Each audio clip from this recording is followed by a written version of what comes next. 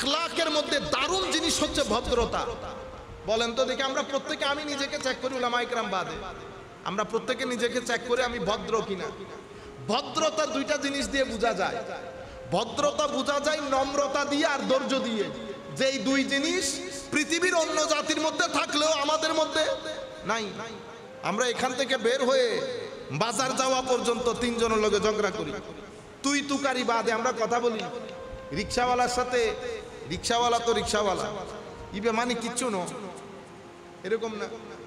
আজীব আখলাক নিয়ে লালন, আজীব আখলাকি লালন। আমার নবী বলছেন সেই ব্যক্তি কিয়ামতের ময়দানে আমার সাথে হাসর করবে যার আখলাক সুন্দর, যার আখলাক সুন্দর। এবং আমার নবী বলছেন মিজানের পাল্লায় আসকাল সবচেয়ে বেশি ভারী হবে কি জিনিস? আখলাক। আখলাক, আখলাকের মাধ্যমে এক ব্যক্তি অতটুকুন পর্যন্ত আল্লাহর দরবারে গ্রহণযোগ্য হয় যতটুকুন সারা দিন রোজা রেখে সারা রাত ইবাদত করে এক ব্যক্তি যত দরজা পায় তার চেয়ে বেশি দরজা হয় যে ব্যক্তির চরিত্র সুন্দর। সেই ব্যক্তি চরিত্র মাপে কেমনে? চরিত্র মাপে মেইনলি, চরিত্র মাপে আপনার মেইনলি দুইটা জিনিস দিয়ে, চোখ আর মুখ। চোখ আর এই দুই জিনিস হচ্ছে চরিত্র মাপার যন্ত্র। আপনার চোখের হায়া বলে দেবে আপনার ভিতরে নম্রতা কতটুকু আছে। আপনার জবানের সৌন্দর্য বলে দেবে আপনার ভিতরে নূর কতটুকু আছে। এটা আপনি কখনো মনে করবেন না, না এই ভিতরে বহুত সুন্দর, আয়নে বাইরে অনলাইন করে দিই। মানুষ ভিতরে যা বাইরেও তা। কেউ মানে এই আপনি আমাকে এখন দেখতেছেন না, এটা হইলো কাপড়, ঠিক তো? তো মানুষের ব্যবহার হচ্ছে কাপড়। মানুষের ব্যবহার কি? কাপড়। তো ভিতরে যদি স্ত্রী থাকে বাইরের কাপড় স্ত্রী হবে। ভিতরে কি না স্ত্রী নাই। এখন স্ত্রী ছাড়া হরিণ ফিন্দিলে বোঝানো যায়। অনেক চোখ বন্ধ করি হন চিন্তা করে দেখেন তো আমার এই কাপড় যদি স্ত্রী না হইতো দেখতে কেমন লাগতো? আখলাক ছাড়া মানুষ স্ত্রীহীন কাপড়ের মতো দেখতে, মানুষের মতো লাগে কিন্তু কেমন কেমন লাগে। কি পরে আসছেন আমরা বলি কি ভিন্দিয়াই সুন্দর অনেক এই সিটিং এ বাসা মুসুরি ভাই হয়ে দেন না, হ্যাঁ মানে মুসুরি বেলাইয়া হয়ে দেবে মানে মুসুরি গিয়ে কেমন কেমন লাগে না, আপনি চোখ বন্ধ করে দেখা। আখলাক এত গুরুত্বপূর্ণ জিনিস, তো এটা ফুটে কেমনে? আমাদের ভিতরে আল্লাহ রাব্বুল আলামিন একটা নফস দিয়েছে, সেই নফসের মধ্যে যদি বেহায়াই থাকে আমার চোখ পাগলা গুড়ার মতো দৌড়াবে। চোখ পাগলা গুড়ার মতো দৌড়ানি মানে নফসের জমিনের মধ্যে বেহায়াই বেশি। জবানের মধ্যে যখন অনবরত গীবত গালাগালি থাকবে তো বুঝতে হবে নফসের জায়গার মধ্যে তাকাব্বুর বেশি এবং ফাহেশা তথা অশ্লীলতা বেশি। আপনার জবান সেটা বলবে যেটা আপনার নফস ধারণ করে। সুতরাং যেই ব্যক্তি নফসের ভিতরে ভদ্রতা লালন করে তার জবান দিয়ে কথা যখন বলবে আপনি নিজেই বলবেন মানুষটা অনেক ভদ্র। তো ভদ্রতা তো তার কপালে লেখা ছিল না, কেমনে বুঝছেন? মুখের কথা দিয়ে। আমার নবীর জীবনের সবচেয়ে বড় অস্ত্র কি? ভদ্রতা। একবার যেই ব্যক্তি নবীর সাথে কথা বলেছে উঠতে চাইতো না, সবাই এই ব্যাপারে একমত মুহাম্মদ সাল্লাল্লাহু আলাইহি ওয়াসাল্লাম এর মতো ভদ্র ব্যক্তি আবু সুফিয়ান ইসলাম কবুল করেন নাই, তখন পরবর্তীতে করেছেন রাদিয়াল্লাহু আনহু। অনেক শত্রুতা করেছে শুরুর দিক থেকে, পরে ইসলাম কবুল করেছে। মনে রাখবেন যেই সাহাবী জীবনে 1 সেকেন্ড কলমা পড়ে আমার নবীকে দেখেছে তিনি সাহাবী, তিনি সাহাবী। যখন সাহাবী তো সাহাবীর মাকাম 1 লাখ গৌস এক বাকেটের মধ্যে যদি ঢুকান 1 গৌসুল আজম না 1 লক্ষ গৌসুল আজম, সেটা এক সাহাবীর চুলের সমপরিমাণও হবে না।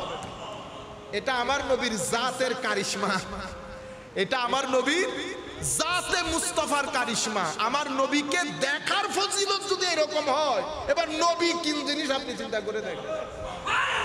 শুধু নবীকে দেখছে 1 সেকেন্ড, লা ইলাহা ইল্লাল্লাহ মুহাম্মাদুর রাসূলুল্লাহ দুনিয়া থেকে চলে গেছে।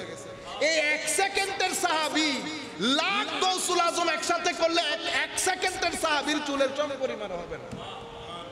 আপনারা বুঝতে পেরেছেন? সুতরাং সাবধান কথা বলার ক্ষেত্রে। যেমন আবু সুফিয়ান রাদিয়াল্লাহু আনহু প্রথমে ইসলাম কবুল করেন নাই, পরে ইসলাম কবুল করেছেন। যখন ইসলাম কবুল করেন নাই অনেক শত্রুতা করেছেন। সেই সময়কালীন আব্রাহা যখন জিজ্ঞেস করেছে বলো তো দেখি উনি চারিত্রিকভাবে কেমন, চুপ হয়ে গেছে। বলো যদি চরিত্রের কথা বলেন তো মুহাম্মদ সাল্লাল্লাহু আলাইহি ওয়াসাল্লামের মতো তো কোনো ব্যক্তি আমি আমার জীবনও দেখিনি। মানে এরকম ভদ্র ভালো মানুষ এটা আমাদের সমাজে অভাব। আমি ছেলেদেরকে, আপনারা যারা শুনতেছেন ইউথ, স্পেশালি আমাদের বয়সে আমাদের চেয়ে কম বয়সী, আপনারা এদিকে দৃষ্টি দেন। আমরা খুব দ্রুত কাপড় চোপড় পরিবর্তন করে ফেলি, কিন্তু জবান যেই জবান সেই জবান থেকে চাই মৃত্যুর আগ পর্যন্ত। জবান সামলান। জবান এবং মুখ, জবান এবং চোখ, এই দুইটার উপর আমার নবী হাদিসে পাকের মধ্যে কি বলেছে জানেন? যেই ব্যক্তি এক সপ্তাহ উসবু সাবাত আইয়াম, যেই ব্যক্তি এক সপ্তাহ চোখের হেফাজত করবে আমার আল্লাহ তাকে রুকু সিজদা এবং নামাজের যোগ দান করবে। মানি তাইলে কি বোঝা যায়? তাইলে বোঝা যাচ্ছে নামাজের মজা আছে, নামাজের মজা আছে। যদি না থাকতো তো মানুষ রাকাতের পর রাকাত নফল পড়ে কেমনে? আমি ফরজের পর সুন্নত করতে ইচ্ছে করে না, তাইলে তাদের ইচ্ছে করে কেন? তারা 1 ঘন্টার ভিতরে অর্ধরাত্রিতে উঠে তাহাজ্জুদ পড়ে কেমনে? যদি নামাজের মধ্যে মজা না থাকতো তাইলে বোঝা যাচ্ছে মজা আছে, কিন্তু মজা আমার এখানে লাগতেছে না। কেন? কারণ আমি আমার দৃষ্টি, আমার নাক, মুখ, হাত এগুলাকে আল্লাহর দুনিয়ার ভালো কাজে ব্যয় করি না। এই দুনিয়ার মধ্যে ভালো আছে মন্দ আছে, বুঝতে পেরেছেন? রাইট রং দুইটাই আছে। এটাই আমার কাছে পরীক্ষা। আমার আল্লাহ চেয়ে আছেন আমি কোন জিনিসটা উঠাচ্ছি, কোন জিনিসটা দেখতেছি, কোন জিনিসটা বলতেছি, কোন জিনিসটা পেটে দিচ্ছি। যেটা দিবেন ভিতর সেভাবে সাজবে।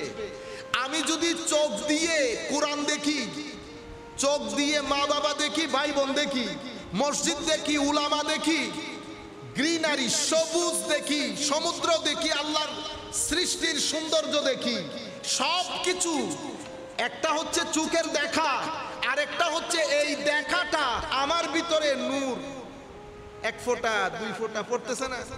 আয় হায়, রাত দিউন দে বুতলিবে ফজর হইতে হইতে ফুরাই নগি 1 ফোঁটা 1 ফোঁটা 1 ফোঁটা, এটা নূর যায় ওখানে। একই কাজ চোখ দিয়ে যদি আমি অন্য কিছু করি, আমাদের ছেলেরা আমরা মিলে যা করি এখন, আমি যখন ওই কাজটা করব তো যেভাবে নূর যায় সেভাবে অন্ধকারও যায়। এটাকে বলে নুকতাতুস সাউদা। আর নুকতাতুস সাউদা মানে কালো কালো দাগ পড়ে যায় ভিতরে। যখন কালো দাগ পড়ে যায় তখন আমি আমাদের গ্যাস্ট্রিক হয়ে যায় না? আমি অসংখ্যবার আপনাদেরকে বলেছি এটা। গ্যাস্ট্রিক কেন হয়?